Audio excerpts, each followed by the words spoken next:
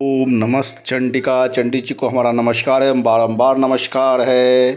ओम नमः चंडिका। पांचवा अध्याय। देवताओं द्वारा देवी की स्तुति। चंड मुंड मुख से अंबिके के रूप की प्रशंसा सुनकर शुंभ का उनके पास दूध भेजना और दूध का निराश लौटना। विनियोग।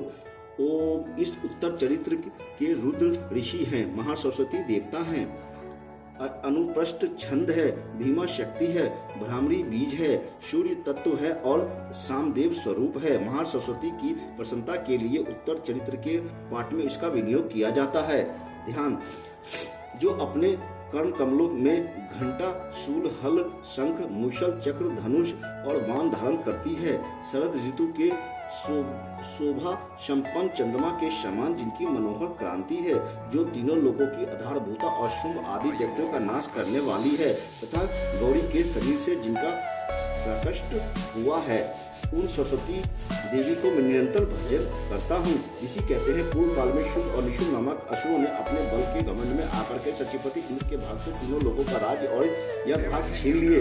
वे ही दोनों सूर्य, चंद्रमा, कुबेर, यम और वरुण के अधिकार का भी उपयोग करने लगे। वायु और अग्नि का कार्य भी वही करने लगे। उन दोनों ने सब देवताओं को अपमानित कर राजभ्रष्ट, पराजित तथा अधिकारहीन करके स्वर्ग से निकाल दिया, तथा दोनों महान असुरों से तिरस्कृत देवताओं ने अपराजित देवी का स्मरण किया और सोचा, जगदम्बिके ने हम लोगों को वर दिया था कि आपत्ति काल में स्मरण करने पर मैं तुम्हारी सब आपत्तियों का तत्काल नाश कर दूंगी।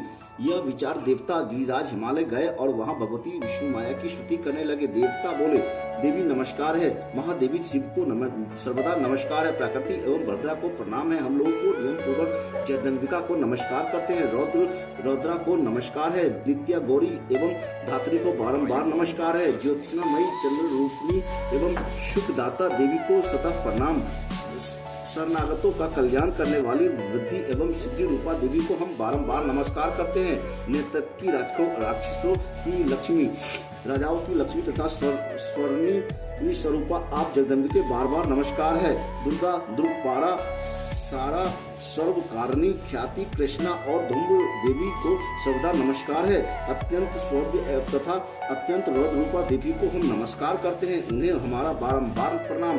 जगत की आधारभूता कृति देवी को बारंबार नमस्कार है, जो देवी सब प्राणियों में विष्णु माया के नाम से कही जाती है, उनको नमस्कार है, उनको नमस्कार है, उनको बारंबार नमस्कार है, जो देवी सब प्राणियों में चेतना कहलाती है, उनको नमस्कार, उनको नमस्कार, उनको बारंबार नमस्कार है, जो देवी सब प्राणियों में बुद्धि रूप से स्थित है, उनको नमस्कार, उनको नमस्कार, उनको बारंबार नमस्कार है, जो देवी सब प्राणियों में निंदा रूप से स्थित है, उनको नमस्कार, उनको नमस्कार, उनको बारंबार नमस्कार है, जो देवी सब प्राणियों में क्षुद्र रूप से स्थित है, उनको नमस्कार, उनको नमस्कार, उनको बारंबार नमस्कार है, जो देवी सब प्राणियों में छाया रूप से स्थित है, उनको नमस्कार, उनको नमस्कार, उनको बारंबार नमस्कार है, जो देवी सब प्राणियों में शक्ति रूप से स्थित है, उनको नमस्कार, उनको नमस्कार, उनको बारंबार नमस्कार है, जो देवी सब प्राणियों में तृष्णा रूप से स्थित है, उनको नमस्कार, उनको नमस्कार, उनको बारंबार नमस्कार है, जो देवी सब प्राणियों में क्षमा रूप से स्थित है, उनको नमस्कार, उनको नमस्कार, उनको बारंबार नमस्कार, जो देवी सब प्राणियों में जाति रूप से स्थित है, उनको नमस्कार, उनको नमस्कार, उनको बारंबार नमस्कार है, जो देवी सब प्राणियों में लज्जा रूप से स्थित है, उनको नमस्कार, उनको नमस्कार, उनको बारंबार नमस्कार है, जो देवी सब प्राणियों में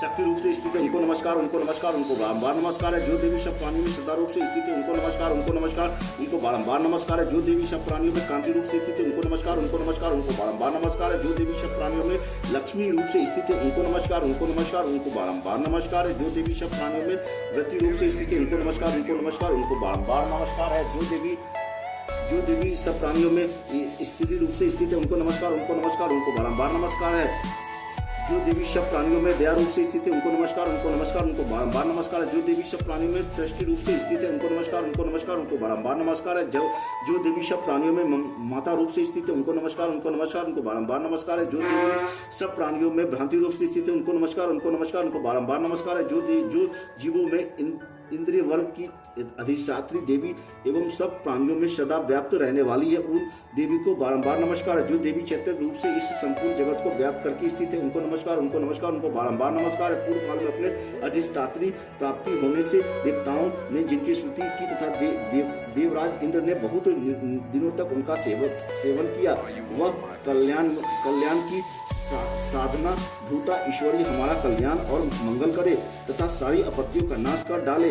उद्दंड दैत्यों के सताए हुए हम सभी देवता जिन परमेश्वरी को इस समय नमस्कार करते हैं तथा जो भक्ति से विनम्र पुरुषों द्वारा स्मरण किए जाने पर तत्काल ही संपूर्ण विपत्तियों का नाश कर देती है, वे जगदम्बिका हमारा संकट दूर करे। ऋषि कहते हैं, राजन, इस प्रकार जब देवता ऋषि स्तुति कर रहे थे उस समय पार्वती देवी गंगा जी के जल में स्नान करने के लिए वहां आई।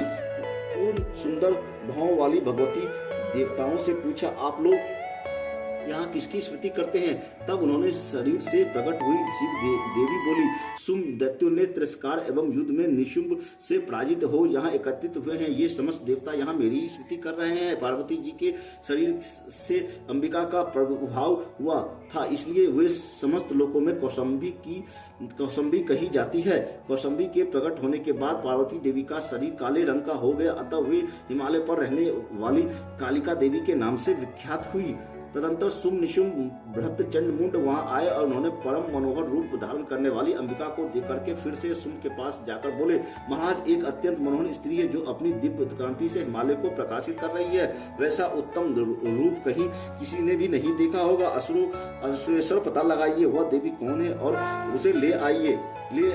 स्त्रियों में वे रत्न है जिनका प्रत्येक अंग बहुत ही सुंदर है तथा वे अपने श्री अंगों से प्रभात से संपूर्ण दिशाओं को में प्रकाश फैला रही है। दैत्यराज, अभी वह हिमालय पर ही मौजूद है, आप उसे देख सकते हैं। प्रभु, तीनों लोकों में मणि, हाथी और घोड़े आदि जितने भी रत्न हैं वे सब इस समय आपके घर में शोभा पाते हैं। हाथियों में रत्न भूत ऐरावत, यह पारिजात वृक्ष और यह उज्जैश्रवा घोड़ा, यह सब आपने इंद्र से ले लिया है। हंसों से जुटा हुआ यह विमान भी आपके आंगन में शोभा पाता है। यह रत्न बहुत अद्भुत विमान जो पहले ब्रह्मा जी के पास था, अब आपके यहाँ लाया गया है। यह महापात्र नामक निधि आप कुबेरों से भी छीन लाए हैं। समुद्र ने भी आपको कलंजिनी नामक माला भेंट की है जो केशों से सुशोभित है और जिनके कमल भी कुल्हाते नहीं है। स्वर्ण की वर्षा करने वाला वरुण छाल भी आपके घर में शोभा पाता है तथा यह श्रेष्ठ रत्न जो पहले प्रजापति के अधिकार में था अब आपके पास मौजूद है। दैत्येश्वर मृत्यु की उत्क्रांतिता नाम वाली शक्ति भी आपने छीन ली है तथा वरुण का पास और समुद्र में होने वाले सब प्रकार के रत्न भाई निशुंभ के अधिकार में है। अग्नि में स्वतः शुद्ध किए हुए 2 वस्त्र आपकी सेवा में अर्पित किए हैं। दैत्यराज, इस प्रकार सभी रत्न आपने एकत्रित कर लिए हैं। फिर जो स्त्रियों में रत्न रूप कल्याणमयी देवी है उसे आप क्यों नहीं अधिकार में कर लेते? ऋषि कहते हैं, चंडमुंड का यह वचन सुनकर के शुंभ ने महादैत्य सुग्रीव को दूत बनाकर देवी के पास भेजा और कहा, तुम मेरी आज्ञा से उसके सामने ये बातें कहना और ऐसा उपाय करना जिससे प्रसन्न हो वह शीघ्र ही यहाँ आ जाए। वह दूत पार्वती के अत्यंत रमणीय प्रदेश में जहाँ देवी मौजूद थी गया और मधुर वाणी में कोमल वचन बोला। दूत बोला, देवी दैत्यराज शुंभ इस समय तीनों लोकों में प्रभु का परमेश्वर है। मैं उन्हीं का भेजा हुआ दूत हूँ और यहाँ तुम्हारे पास आया हूँ। उसकी आज्ञा सदा सब देवता एक स्वर से मानते हैं। अगर कोई उल्लंघन नहीं कर सकता। वे संपूर्ण देवताओं को प्राप्त कर चुके हैं। उन्होंने तुम्हारे लिए जो संदेश दिया है उसे सुनो। संपूर्ण त्रिलोकी मेरे अधिकार में है। देवता में भी मेरी आज्ञा के अधीन है। संपूर्ण यज्ञों के भागों को मैं ही पृथक भोगता हूँ। तीनों लोकों में जितने भी श्रेष्ठ रत्न वह सब मेरे यहाँ मेरे अधिकार में है। देवराज इंद्र वाहन ऐरावत जो भी हाथियों में रत्न के समान है मैंने छीन लिया है। क्षीर सागर का मंथन करने से अश्वत्र उच्चैश्रवा प्रकट हुआ था, उसे देवताओं ने मेरे पैरों पर पड़कर समर्पित किया है। सुंदरी, इसके सिवा और भी जितने रत्न भूत पदार्थ देवताओं, गंधर्वों और नागों के पास थे वे सब मेरे पास ही आ गए हैं। देवी, हम लोग तुम्हें संसार की स्त्रियों में रत्न मानते, अतः तुम हमारे पास आ जाओ क्योंकि रत्नों का उपभोग करने वाला हम ही है। चंचल कटाक्ष वाली सुंदर, तुम मेरे भाई महाप्रकर्मी निशुंभ की सेवा आ जाओ क्योंकि तुम रत्न रूपा हो। मेरी वरण करने से तुम्हें तुलना रहित महान ऐश्वर्य का प्राप्ति होगी। अपनी बुद्धि से यह विचार कर तुम्हें मेरी पत्नी बन जाओ। इसी कहते हैं दूत के ये कहने पर कल्याणी जगदम्बिका दुर्गा जो इस जगत को धारण करती है मन ही मन गंभीर भाव से मुस्कुराई और इस प्रकार बोली।